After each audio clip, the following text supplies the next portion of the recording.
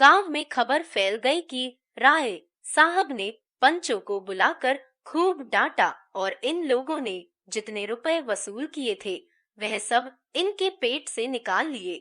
वह तो इन लोगों को जेल भेजवा रहे थे, लेकिन इन लोगों ने हाथ पांव जोड़े, थूक कर चाटा, तब जाके उन्होंने छोड़ा। धनिया का कलेजा शीतल हो गया।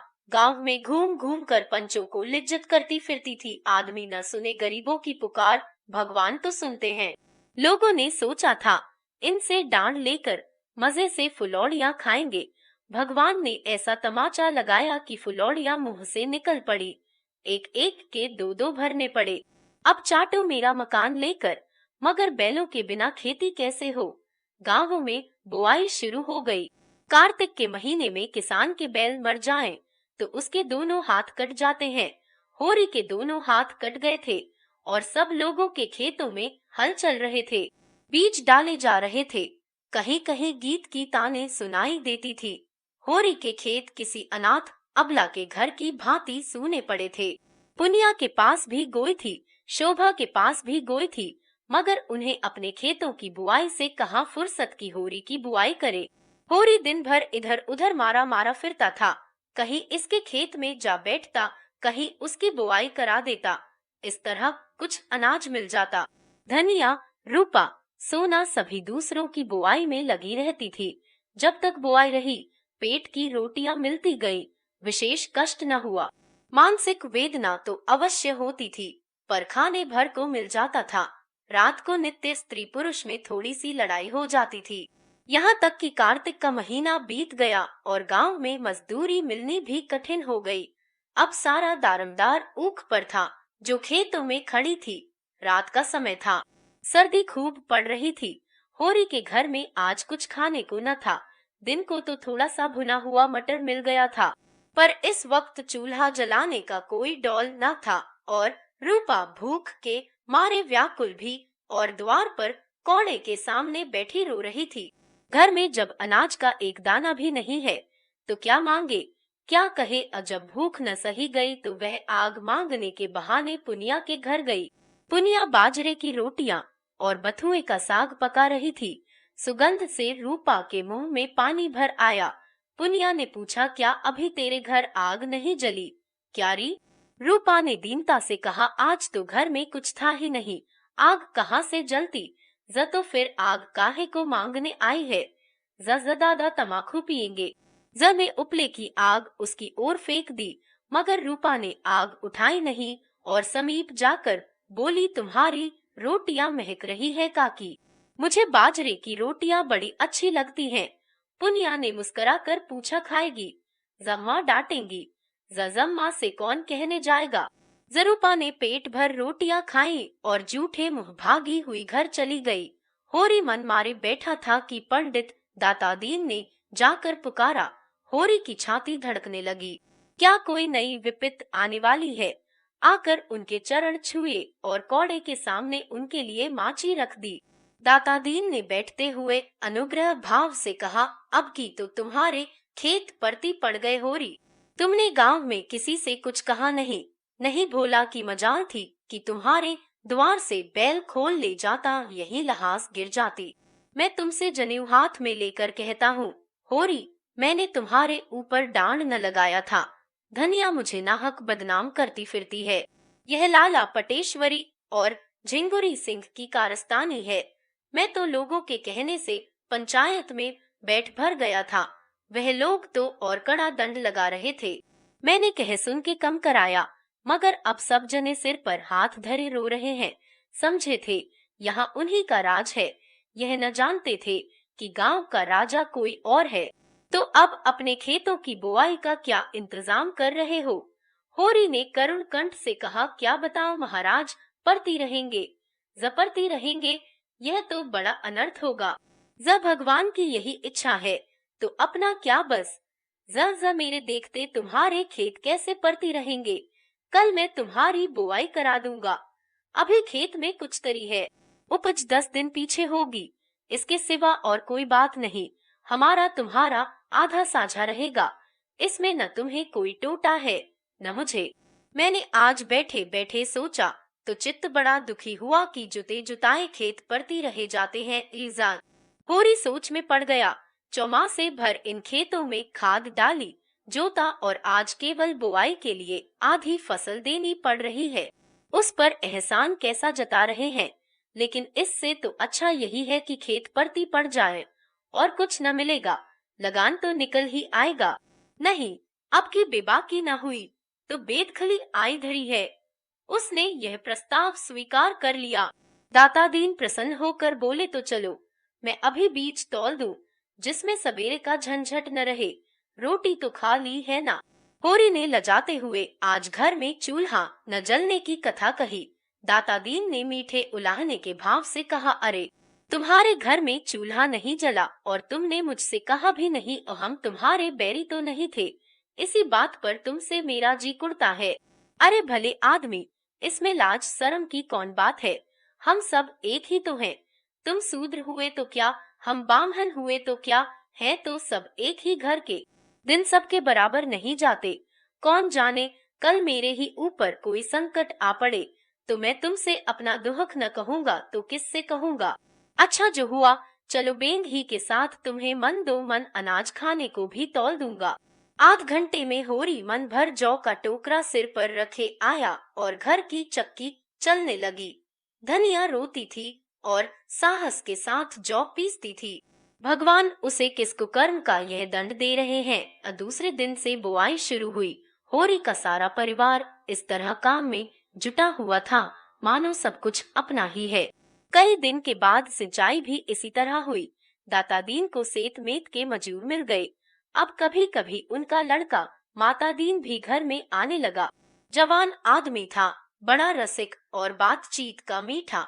दाता दीन जो कुछ छीन झपट कर लाते थे वह उसे भांग बूटी में उड़ाता था। एक चमारिन से उसकी आशनाई हो गई थी, इसलिए अभी तक ब्याह न हुआ था। वह रहती थी, पर सारा गांव यह रहस्य जानते हुए भी कुछ न बोल सकता था। हमारा धर्म है हमारा भोजन, भोजन पवित्र रहे फिर हमारे धर्म पर कोई आँच नहीं आ सकती। रोटियां ढाल बनकर अधर्म से हमारी रक्षा करती हैं। अब साझे की खेती होने से माता दीन को झुनिया से बातचीत करने का अवसर मिलने लगा। वह ऐसे दांव से आता जब घर में झुनिया के सिवा और कोई न होता। कभी किसी बहाने से, कभी किसी बहाने से। झुनिया रूपवती न थी, लेकिन जवान थी और उसकी चमारिन प्रेमिका से अच्छी थी। कुछ दिन शहर में रह चुकी थी। पहनना ओढ़ना बोलना चालना जानती थी और लज्जाशील भी थी, जो स्त्री का सबसे बड़ा आकर्षण है। माता दीन कभी कभी उसके बच्चे को गोद में उठा लेता और प्यार करता। झुनिया निहाल हो जाती थी। एक दिन उसने झुनिया से कहा, तुम क्या देखकर गोबर के साथ आई झूना। झुनिया ने लजाते हुए कहा, भाग खींच लाया महाराज, और क्या कहूँ। माता दीन दुखी मन से बोला, बड़ा बेवफा आदमी है। तुम जैसी लक्ष्मी को छोड़कर न जाने कहाँ मारा मारा फिर रहा है। चंचल स्वभाव का आदमी है। इसी से मुझे शंका होती है कि कहीं और न फंस गया हो। ऐसे आदमियों को तो गोली मार देना चाहिए। आदमी का धर्म है, जिसकी बाह पकड़े उसे निभाए। यह क्या कि एक आदमी की जिंदगी खराब कर दी और आप दूसरा घर ताकने लगे। युवती रोने लगी। माता दीन ने इधर उधर ताक कर उसका हाथ पकड़ लिया और समझाने लगा, तुम उसकी क्यों परवाह करती हो झूना। चला गया, चला जाने दो। तुम्हारे लिए किस बात की कमी है। रुपए पैसे गहना कपड़ा जो चाहो मुझसे लो। झुनिया ने धीरे से हाथ छुड़ा लिया और पीछे हटकर बोली, सब तुम्हारी दया है महाराज, मैं तो कहीं की न रही। घर से भी गई, यहाँ से भी गई, न माया मिली न राम ही हाथ आए। दुनिया का रंग ढंग न जानती थी। इसकी मीठी मीठी बातें सुनकर जाल में फंस गई। माता दीन ने गोबर की बुराई करनी शुरू की। वह तो निराला फंगा है, घर का न घाट का। जब देखो माँ बाप से लड़ाई, कहीं पैसा पा जाए चट जुआ खेल डालेगा। चरस और गांजे में उसकी जान बसती थी। सोहदों के साथ घूमना, बहू बेटियों को छेड़ना, यही उसका काम था। थानेदार साहब बदमाशी में उसका चालान करने वाले थे। हम लोगों ने बहुत खुशामद की तब जाकर छोड़ा। दूसरों के खेत खलिहान से अनाज उड़ा लिया करता था। कई बार तो खुद उसी ने पकड़ा था, पर गांव घर समझकर छोड़ दिया। सोना ने बाहर आकर कहा, भाभी, अम्मा ने कहा है अनाज निकाल कर धूप में डाल दो, नहीं तो चोकर बहुत निकलेगा। पिल्डत ने जैसे बखार में पानी डाल दिया हो। माता दीन ने अपनी सफाई दी, मालूम होता है तेरे घर बरसात नहीं हुई, चौमासे में लकड़ी तक गीली हो जाती है, अनाज तो अनाज ही है। यह कहता हुआ वह बाहर चला गया। सोना ने आकर उसका खेल बिगाड़ दिया। सोना ने झुनिया से पूछा, माता दीन क्या करने आए थे? झुनिया ने माथा सिकोड़ कर कहा, पघिया मांग रहे थे। मैंने कह दिया यहाँ पघिया नहीं है, यह सब बहाना है। बड़ा खराब आदमी है। ज़ मुझे तो बड़ा भला आदमी लगता है। क्या खराबी है उसमें? ज़ तुम नहीं जानती, सिलिया चमार इनको रखे हुए है। ज़ तो इसी से खराब आदमी हो गया। ज़ और काहे से आदमी खराब कहा जाता है? ज़ तुम्हारे भैया भी तो मुझे लाए हैं, वह भी खराब आदमी है। जसोना ने इसका जवाब न देकर कहा, मेरे घर में फिर कभी आएगा तो दुत्कार दूंगी, जर जो उससे तुम्हारा ब्याह हो जाए। जसोना लजा गई, तुम तो भाभी गाली देती हो। क्यों, इसमें गाली की क्या बात है? जज मुझसे बोले तो मुंह झुलस दूं। जज तो क्या तुम्हारा ब्याह किसी देवता से होगा? गांव में ऐसा सुंदर सजीला जवान दूसरा कौन है? जज तो तुम चली जाओ उसके साथ, सिलिया से लाख दर्जे अच्छी हो। जजा मैं क्यों चली जाऊं? मैं तो एक के साथ चली आई, अच्छा है या बुरा? जज तो मैं भी जिसके साथ ब्याह होगा उसके साथ चली जाऊंगी, अच्छा हो या बुरा। जज और जो किसी बूढ़े के साथ ब्याह हो गया। जसोना हंसी, मैं उसके लिए नरम नरम रोटियां पकाऊंगी, उसकी दवाइयां कूटू छानूंगी, उसे हाथ पकड़कर उठाऊंगी, जब मर जाएगा तो मुंह ढांप कर रोऊंगी। जर जो किसी जवान के साथ हुआ, इज़ तब तुम्हारा सिर, हाँ नहीं तो इज़। अच्छा बताओ, तुम्हें बूढ़ा अच्छा लगता है कि जवान? जज जो अपने को चाहे वही जवान है, न चाहे वही बूढ़ा है। जज देव करे तुम्हारा ब्याह किसी बूढ़े से हो जाए तो देखूं तुम उसे कैसे चाहती हो, तब मनाओगी। किसी तरह यह निगोड़ा मर जाए तो किसी जवान को लेकर बैठ जाऊं। जज मुझे तो उस बूढ़े पर दया आए। 10 साल इधर एक शक्कर का मिल खुल गया था, उसके कारिंदे और दलाल गांव गांव घूमकर किसानों की खड़ी ऊख मोल ले लेते थे। वही मिल था जो मिस्टर खन्ना ने खोला था। एक दिन उसका कारिंदा इस गांव में भी आया। किसानों ने जो उससे भाव ताव किया तो मालूम हुआ गुड़ बनाने में कोई बचत नहीं है। जब घर में ऊख पेर कर भी यही दाम मिलता है तो पेरने की मेहनत क्यों उठाई जाए। सारा गांव खड़ी ऊख बेचने को तैयार हो गया। अगर कुछ कम भी मिले तो परवाह नहीं, तत्काल तो मिलेगा। किसी को बैल लेना था, किसी को बाकी चुकाना था, कोई महाजन से गला छुड़ाना चाहता था, होरी को बैलों की गोई लेनी थी। अब की ऊख की पैदावार अच्छी न थी, इसलिए यह डर था कि माल न पड़ेगा, और जब गुड़ के भाव मिल की चीनी मिलेगी तो गुड़ लेगा ही कौन। सभी ने बयाने ले लिए। होरी को कम से कम 100 रुपए की आशा थी, इसमें एक मामूली गोई आ जाएगी, लेकिन महाजनों को क्या करे। दाता दीन, मंगरू, दुलारी, सिंगुरी सिंह सभी तो प्राण खा रहे थे। अगर महाजनों को देने लगेगा तो 100 रुपए सूद भर को भी न होंगे। कोई ऐसी जुगुत न सूझती थी कि ऊख के रुपए हाथ आ जाए और किसी को खबर न हो। जब बैल घर आ जाएंगे तो कोई क्या कर लेगा। गाड़ी लदेगी तो सारा गांव देखेगा ही। तौल पर जो रुपए मिलेंगे वह सबको मालूम हो जाएंगे। संभव है मंगरू और दाता दीन हमारे साथ साथ रहे। इधर रुपए मिले, उधर उन्होंने गर्दन पकड़ी। शाम को गिरधर ने पूछा, तुम्हारी ऊख कब तक जाएगी होरी काका? होरी ने झांसा दिया, अभी तो कुछ ठीक नहीं है भाई, तुम कब तक ले जाओगे? गिरधर ने भी झांसा दिया, अभी तो मेरा भी कुछ ठीक नहीं है काका। और लोग भी इसी तरह की उड़नघाइयां बताते थे। किसी को किसी पर विश्वास न था। झिंगुरी सिंह के सभी ऋणिया थे और सबकी यही इच्छा थी कि झिंगुरी सिंह के हाथ रुपए न पड़ने पाए, नहीं वह सबका सब हजम कर जाएगा। और जब दूसरे दिन असामी फिर रुपए मांगने जाएगा तो नया कागज, नया नजराना, नई तहरीर। दूसरे दिन शोभा आकर बोला, दादा कोई ऐसा उपाय करो कि झिंगुरी को हैजा हो जाए, ऐसा गिरे कि फिर ना उठे। होरी ने मुस्कुराकर कहा, क्यों, उसके बाल बच्चे नहीं हैं? जिसके बाल बच्चों को देखे कि अपने बाल बच्चों को देखे, वह तो दो दो मेहरियों को आराम से रखता है। यहाँ तो एक को रूखी रोटी भी मैसर नहीं, सारी जमा ले लेगा, एक पैसा भी घर न लाने देगा। जज मेरी तो हालत और भी खराब है भाई, अगर रुपए हाथ से निकल गए तो तबाह हो जाऊंगा। गोल के बिना तो काम न चलेगा। जजा भी तो 2-3 दिन ऊख ढोते लगेंगे। ज्यों ही सारी ऊख पहुंच जाए, जमादार से कहे कि भैया कुछ ले ले, मगर ऊख चटपट तौल दे, दाम पीछे देना। इधर झिंगुरी से कह देंगे, अभी रुपए नहीं मिले। जहोरी ने विचार करके कहा, झिंगुरी सिंह हमसे तुमसे कई गुना चतुर है, सुबह जाकर मुनीम से मिलेगा और उसी से रुपए ले लेगा। हम तुम ताकते रह जाएंगे। जिस खन्ना बाबू का मिल है, उन्हीं खन्ना बाबू की महाजनी कोठी भी है, दोनों एक हैं। शोभा निराश होकर बोला, न जाने इन महाजनों से भी कभी गला छूटेगा कि नहीं। होरी बोला, इस जन्म में तो कोई आशा नहीं है भाई। हम राज नहीं चाहते, भोग विलास नहीं चाहते, खाली मोटा झोटा पहनना और मोटा झोटा खाना और मर्जाद के साथ रहना चाहते हैं, वह भी नहीं सधता। शोभा ने धूर्तता के साथ कहा, मैं तो दादा इन सबों को अब की चकमा दूंगा।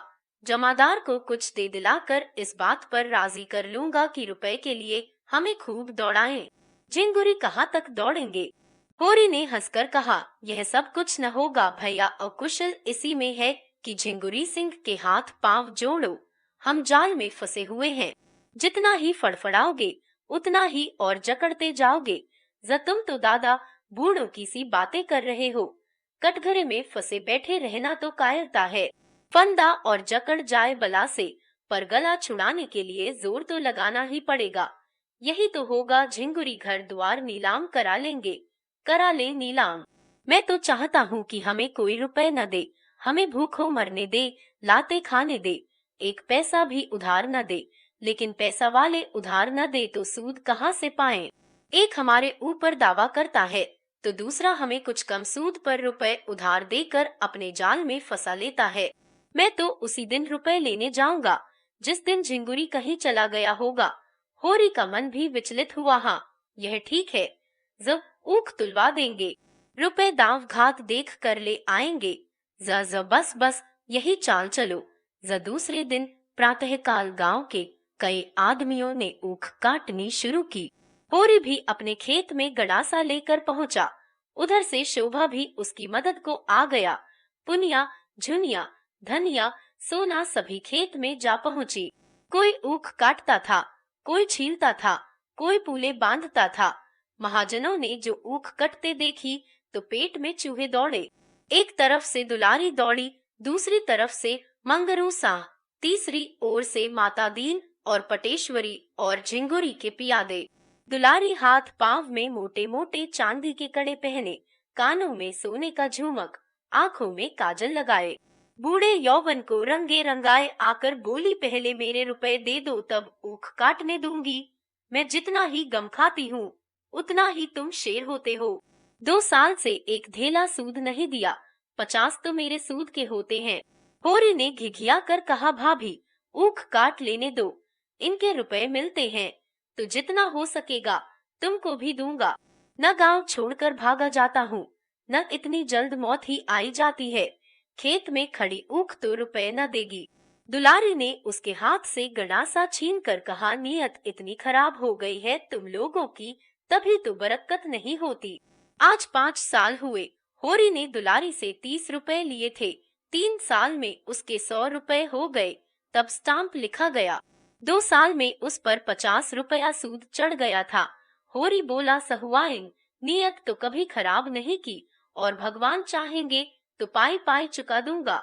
हाँ, आजकल तंग हो गया हूँ, जो चाहे कह लो। सहुआइन को जाते देर नहीं हुई कि मंगरू साहब पहुँचे।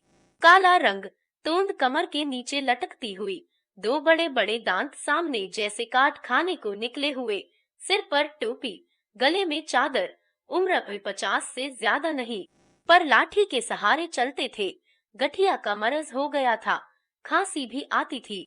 लाठी टेक कर खड़े हो गए और होरी को डांट बताई, पहले हमारे रुपए दे दो होरी, तब ऊख काटो।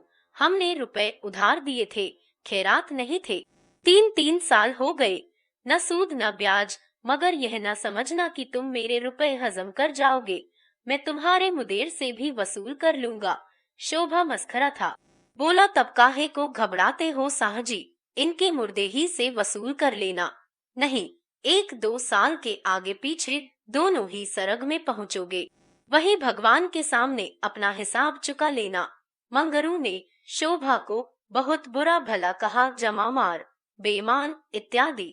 लेने की बेर तो तुम हिलाते हो, जब देने की बारी आती है तो गुरारते हो।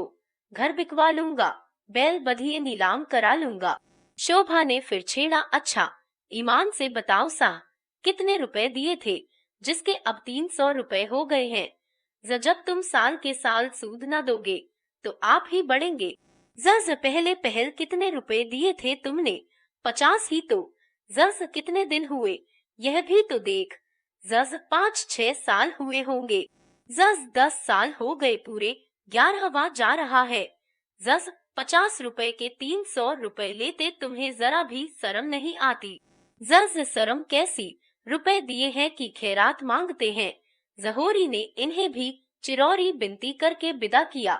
दाता दीन ने होरी के साझे में खेती की थी, बीज देकर आधी फसल ले लेंगे। इस वक्त कुछ छेड़ छाड़ करना नीति विरुद्ध था। झिंगुरी सिंह ने मिल के मैनेजर से पहले ही सब कुछ कह सुन रखा था। उनके प्यादे गाड़ियों पर ऊख लदवा कर नाव पर पहुंचा रहे थे। नदी गांव से आध मील पर थी। एक गाड़ी दिन भर में 7-8 चक्कर कर लेती थी और नाव एक खेवे में 50 गाड़ियों का बोझ लाद लेती थी। इस तरह किफायत पड़ती थी। इस सुविधा का इंतजाम करके झिंगुरी सिंह ने सारे इलाके को एहसान से दबा दिया था। तौल शुरू होते ही झिंगुरी सिंह ने मिल के फाटक पर आसन जमा लिया। हर एक की ऊख तौलाते थे, दाम का पुर्जा लेते थे, खजांची से रुपए वसूल करते थे और अपना पावना काटकर असामी को दे देते थे। असामी कितना ही रोए चीखे, किसी की न सुनते थे। मालिक का यही हुक्म था। उनका क्या बस अहोरी को 120 रुपए मिले, उसमें से झिंगुरी सिंह ने अपने पूरे रुपए सूद समेत काटकर कोई 25 रुपए होरी के हवाले किए। होरी ने रुपए की ओर उदासीन भाव से देखकर कहा, यह लेकर मैं क्या करूँगा ठाकुर, यह भी तुम ही ले लो, मेरे लिए मजूरी बहुत मिलेगी। झिंगुरी ने 25 रुपए जमीन पर फेंक कर कहा, लो या फेंक दो, तुम्हारी खुशी। तुम्हारे कारण मालिक की घुड़कियां खाएं और अभी राय साहब सिर पर सवार है कि डांड के रुपए अदा करो। तुम्हारी गरीबी पर दया करके इतने रुपए दिए देता हूँ, नहीं एक ढेला भी न देता। अगर राय साहब ने सख्ती की तो उल्टे और घर से देने पड़ेंगे। होरी ने धीरे से रुपए उठा लिए और बाहर निकला कि नोखेराम ने ललकारा। होरी ने जाकर 25 रुपए उनके हाथ पर रख दिए और बिना कुछ कहे जल्दी से भाग गया। उसका सिर चक्कर खा रहा था। शोभा को इतने ही रुपए मिले थे। वह बाहर निकला तो पटेश्वरी ने घेरा। शोभा बदल पड़ा, बोला मेरे पास रुपए नहीं हैं, तुम्हें जो कुछ करना हो कर लो। पटेश्वरी ने गर्म होकर कहा, ऊख बेची है कि नहीं? जहां बेची है। जरा यही वादा तो था कि ऊख बेचकर रुपया दूंगा। जजा था तो जज फिर क्यों नहीं देते? और सब लोगों को दिए हैं कि नहीं? जजा दिए हैं। जज तो मुझे क्यों नहीं देते? जज मेरे पास अब जो कुछ बचा है वह बाल बच्चों के लिए है। जटेश्वरी ने बिगड़ कर कहा, तुम रुपए दोगे शोभा? और हाथ जोड़कर, और आज ही? हाँ, अभी जितना चाहो बहक लो। एक रपट में जाओगे 6 महीने को, पूरे 6 महीने को, न एक दिन बेस न एक दिन कम। यह जो नित्य जुआ खेलते हो वह एक रपट में निकल जाएगा। मैं जमींदार या महाजन का नौकर नहीं हूँ, सरकार बहादुर का नौकर हूँ, जिसका दुनिया भर में राज है और जो तुम्हारे महाजन और जमींदार दोनों का मालिक है। पटेश्वरी लाला आगे बढ़ गए। शोभा और होरी कुछ दूर चुपचाप चले, मानो इस धिक्कार ने उन्हें संजनाहीन कर दिया हो। तब होरी ने कहा, शोभा इसके रुपए दे दो। समझ लो, ऊख में आग लग गई थी। मैंने भी यही सोचकर मन को समझाया है। शोभा ने आहत कंठ से कहा, हाँ दे दूंगा दादा, न दूंगा तो जाऊंगा कहाँ। सामने से गिरधर ताड़ी पिए झूमता चला आ रहा था।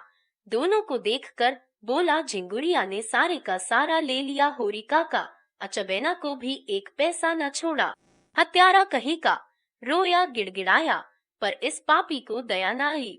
शोभा ने कहा, ताड़ी तो पिए हुए हो, उस पर कहते हो एक पैसा भी न छोड़ा। गिरधर ने पेट दिखाकर कहा, सांझ हो गई, जो पानी की बूंद भी कंठ तले गई हो तो गोमांस बराबर एक इकन्नी मुंह में दबा ली थी, उसकी ताड़ी पी ली। सोचा साल भर पसीना गारा है तो एक दिन ताड़ी तो पी लूं, मगर सच कहता हूँ नशा नहीं है। एक आने में क्या नशा होगा। हाँ, झूम रहा हूँ जिसमें लोग समझे खूब पिए हुए है। बड़ा अच्छा हुआ काका, बेबाकी हो गई। 20 लिए, उसके 160 भरे, कुछ हद है। होरी घर पहुंचा तो रूपा पानी लेकर दौड़ी, सोना चिलम भर लाई। धनिया ने चबेना और नमक लाकर रख दिया और सभी आशा भरी आंखों से उसकी ओर ताकने लगी। जुनिया भी चौखट पर आ खड़ी हुई थी। होरी उदास बैठा था, कैसे मुंह हाथ धोए, कैसे चबेना खाए, ऐसा लज्जित और ग्लानित था मानो हत्या करके आया हो। धनिया ने पूछा, कितने की तौल हुई। 120 मिले, पर सब वहीं लुट गए, धेला भी न बचा। धनिया सिर से पांव तक भस्म हो उठी। मन में ऐसा उद्वेग उठा कि अपना मुंह नोच ले। बोली, तुम जैसा घामड़ आदमी भगवान ने क्यों रचा, कहीं मिलते तो उनसे पूछती। तुम्हारे साथ सारी जिंदगी तलक हो गई, भगवान मौत भी नहीं देते कि जंजाल से जान छूटे। उठाकर सारे रुपए बहनोइयों को दे दिए। अब और कौन आमदनी है जिससे गोई आएगी। हल में क्या मुझे जोतोगे या आप जुतोगे। मैं कहती हूँ तुम बूढ़े हुए, तुम्हें इतनी अक्ल भी नहीं आए कि गोई भर के रुपए तो निकाल लेते, आ कोई तुम्हारे हाथ से छीन थोड़े लेता। पूस की यह ठंड और किसी की देह पर लगता नहीं। ले जाओ सबको नदी में डुबा दो। सिसक सिसक कर मरने से तो एक दिन मर जाना फिर अच्छा है। कब तक पुआल में घुसकर रात काटेंगे, और पुआल में घुस भी ले तो पुआल खा कर रहा तो न जाएगा, और तुम्हारी इच्छा हो घास ही खाओ, हमसे तो घास न खाई जाएगी। यह कहते कहते वह मुस्करा पड़ी। इतनी देर में उसकी समझ में यह बात आने लगी थी कि महाजन जब सिर पर सवार हो जाए और अपने हाथ में रुपए हो, और महाजन जानता हो कि इसके पास रुपए हैं, तो असामी कैसे अपनी जान बचा सकता है। होरी सिर नीचा किए अपने भाग्य को रो रहा था। धनिया का मुस्कराना उसे न दिखाई दिया। बोला, मजूरी तो मिलेगी, मजूरी करके खाएंगे। धनिया ने पूछा, कहाँ है इस गांव में मजूरी, और कौन मुंह लेकर मजूरी करोगे, मैं तो नहीं कहलाते। होरी ने चिलम के कई कश लगाकर कहा, मजूरी करना कोई पाप नहीं है। मजूर बन जाए तो किसान हो जाता है, किसान बिगड़ जाए तो मजूर हो जाता है। मजूरी करना भाग्य में न होता तो यह सब विपत क्यों आती, क्यों गाय मरती, क्यों लड़का नालायक निकल जाता। धनिया ने बहू और बेटियों की ओर देखकर कहा, तुम सब की सब क्यों घेरे खड़ी हो, जाकर अपना अपना काम देखो। वह और है जो हाट बाजार से आते हैं तो बाल बच्चों के लिए 2-4 पैसे की कोई चीज लिए आते हैं। यहाँ तो यह लोभ लग रहा होगा कि रुपए तुड़ाएं कैसे, एक कम न हो जाएगा। इसी से इनकी कमाई में बरकत नहीं होती। जो खर्च करते हैं उन्हें मिलता है, जो न खा सके न पहन सके उन्हें रुपए मिले ही क्यों। जमीन में गाड़ने के लिए। होरी ने खिलखिलाकर पूछा, कहाँ है वह गाड़ी हुई थाती। जहाँ रखी है वही होगी। रोना तो यही है कि यह जानते हुए भी पैसों के लिए मरते हो। 4 पैसे की कोई चीज लाकर बच्चों के हाथ पर रख देते तो पानी में न पड़ जाते। झिंगुरी से तुम कह देते कि 1 रुपया मुझे दे दो, नहीं मैं तुम्हें 1 पैसा न दूंगा, जाकर अदालत में लेना, तो वह जरूर दे देता। जहोरी लज्जित हो गया। अगर वह झल्लाकर 2500 रुपए नोखेराम को न दे देता तो नोखे क्या कर लेते। बहुत होता बकाया पर 2-4 आना सूद ले लेता, मगर अब तो चूक हो गई।